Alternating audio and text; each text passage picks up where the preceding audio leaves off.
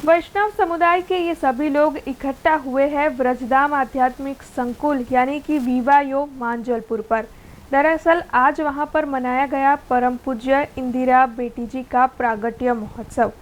इस दौरान व्रजधाम आध्यात्मिक संकुल पर परम पूज्य वैष्णवाचार्य ब्रजराज कुमार महाराज जी भी मौजूद थे। उन्हीं के मंगल सानिध्य में ये पूरा आयोजन हुआ था। कार्यक्रम में मुख्य अतिथि के तौर पर गुजरात मेडिकल एसोसिएशन के उप प्रमुख डॉक्टर मितेश शाह मौजूद रहे थे, तो वहीं वैष्णव समुदाय के लोग भी बड़ी तादाद में वहां पर पहुंचे थे। आपको बता दें कि व्रजधाम आध्यात्मिक संकुल पर परम पूजनीय श्री इंदिरा बेटी जी का प्रागट्य उत्सव मनाते हुए कई तरह के विशेष आयोजन करवाए गए थे। खासकर वहां पर भक्ति संगीत संध्या का आयोजन हुआ था, जिसका लाभ मौजूद भक्तों ने लिया था। आज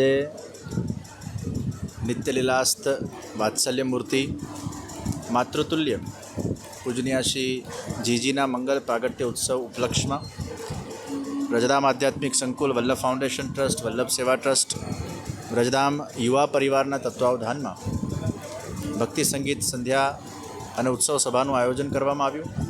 ઠાકોરજીના સુખાર્થે સાવન ભાદોના મનોરથના દર્શનનું પણ ખૂબ સુંદર આયોજન, વૈષ્ણવ પ્રસાદીનું આયોજન, પૂજનીય શ્રી જીજીના જીવનના અંદર શ્રી કૃષ્ણ કથા, કૃષ્ણ કીર્તન, શ્રી કૃષ્ણ સેવા આ હંમેશા માટે એમના જીવનના એક અંગ બનીને રહેલા હતા।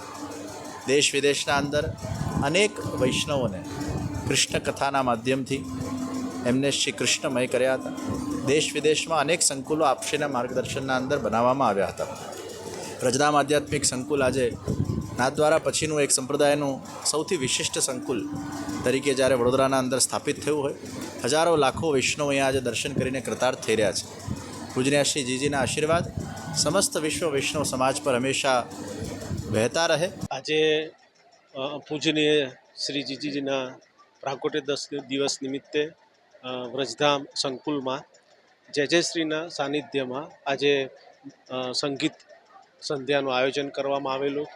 એમાં મુખ્ય મનોરથી તરીકે હું અને મારી ફેમિલીના મેમ્બર્સ આજે અહીંયા ઉપસ્થિત છીએ।